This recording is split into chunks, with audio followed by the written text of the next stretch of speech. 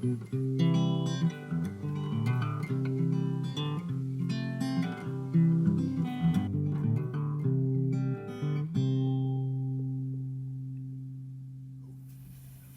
36 years, I was a full-time pastor and a part-time woodworker.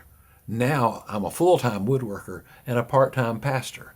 But every day in the shop, I see things that remind me of God. And so we'll look at some of those things here on the Cross and Chisel. Come on into the shop. Today is a really special day in a woodworker's life. Today is finishing day. And sometimes projects take weeks, sometimes they take days, and sometimes they take years. I've got a project in here that since I cut the trees for it's been 16 years, and I'm getting close. But I've got a project that I built for my daughter, and we're doing just the finishing touches today. I've got to put these little bumpers on here so that it gives a little bit of a cushion between the glass and the wood. Okay, it's delivery day. We've got the last touches on this little desk frame and putting it in the truck. What a wonderful time.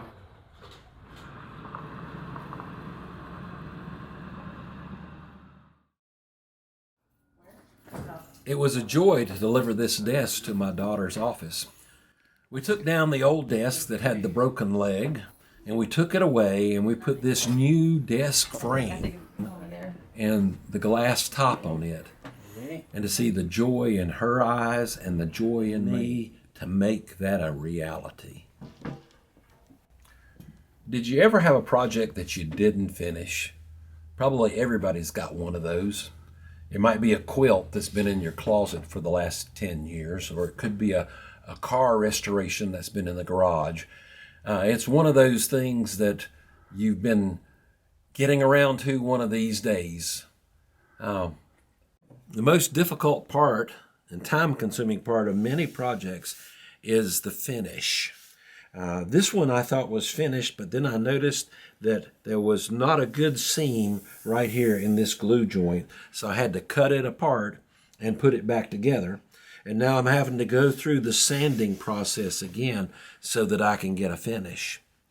I read an article one time about oil finishing on furniture, and the man said that what you need to do is you need to put the oil on once a day for a week, once a week for a month, once a month for a year, and then once every year thereafter. And whenever the finish is coming, it keeps building and getting deeper and deeper and deeper and more beautiful as the years go by and the finish continues to get more and more complete. That's what the Christian life is about. I think that one of the things that's a difference between a life of faith and a life that's not of faith is that the life of faith has a finish and the life that's not of faith has only an end. You know, when Paul wrote to his protege, Timothy, he was talking about his imminent departure. He said his race was run and he has finished. The other place in the Bible that I think about finishing is whenever Jesus was on the cross, and just before he died, the last thing he said was, "It is finished." There's a world of difference between a finish and an end. An end is whenever you get eliminated in the first round of the athletic competition. A finish is when you win the championship. Finishing is what God does in our lives.